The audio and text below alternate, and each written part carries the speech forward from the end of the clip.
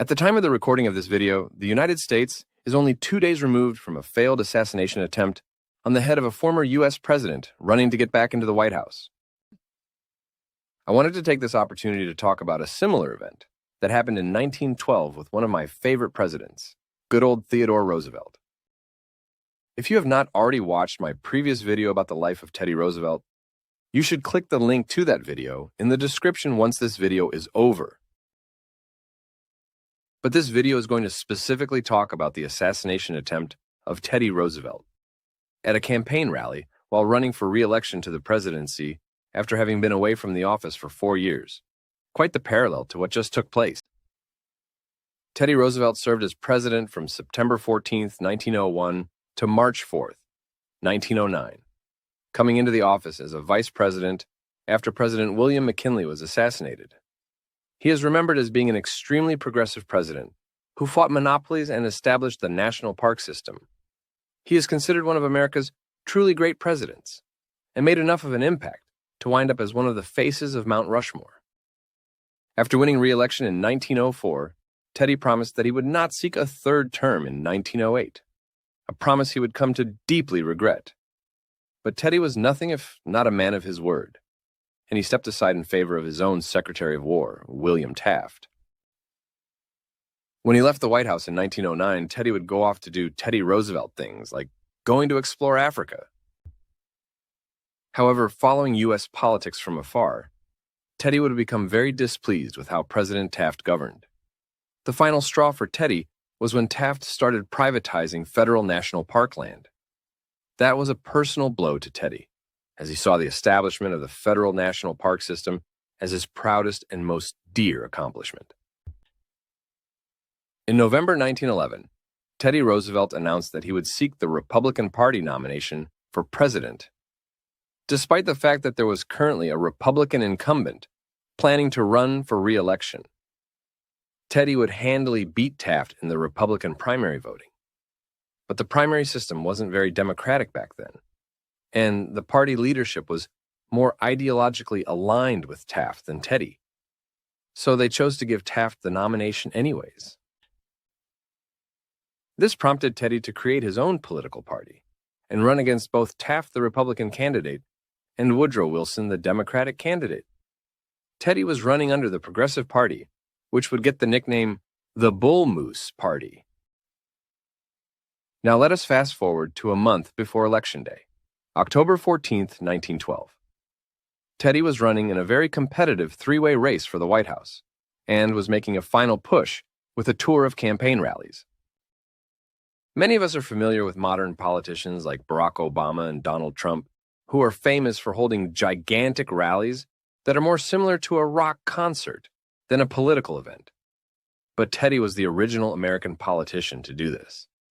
He has been dubbed America's first celebrity president, and his campaign rallies consistently drew massive crowds.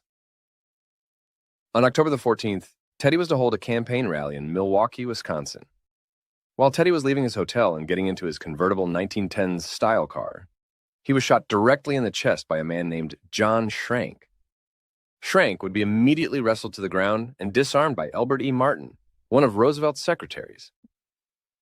Teddy, realizing that he had just been shot, immediately forced himself to cough. Teddy, being an experienced hunter and anatomist, correctly concluded that the bullet had not pierced his lungs because he was not coughing blood and decided that he was okay and that he should continue to give his speech. He then turned to an aide and jokingly remarked, "He pinked me, Harry." It turns out that Roosevelt's 50-page speech that was folded up in his front pocket saved his life. It slowed down the bullet just enough so that it stopped in his ribs and failed to pierce his lungs. This bullet would remain in Teddy's ribs for the rest of his life. With Schrank contained, there were chants from the crowd to hang him, kill him. Teddy, seeing what was happening, shouted to the crowd, "Don't hurt him, bring him here. I want to see him." The crowd, hearing Roosevelt's voice, looked at Roosevelt, astonished to see him standing up and talking. A member asked, "Is he okay?"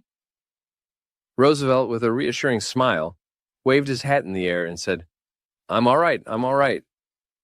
In relief, the crowd erupted in cheers, enabling 4 policemen to gain their way into the crowd and hold Schrank. Roosevelt ordered, "Bring him to me."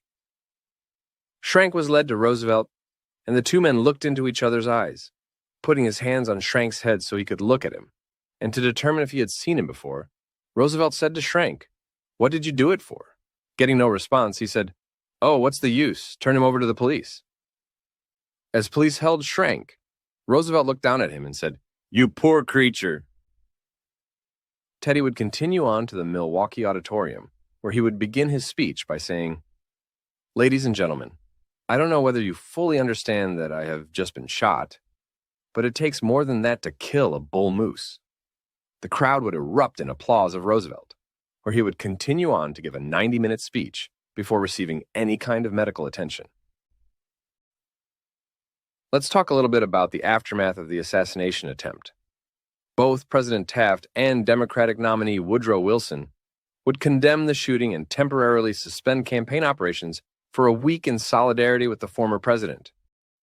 John Schrank, the assassin, would be put on trial.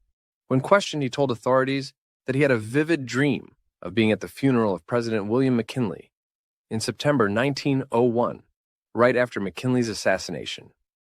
In this dream, he saw McKinley's body rise from its casket and plead to Schrank that Teddy Roosevelt, his vice president, plotted his assassination, and that Schrank needed to avenge the deceased president's death.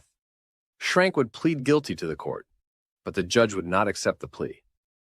On November 22, 1912, the court would find that Schrank was insane and therefore incapacitated to act for himself.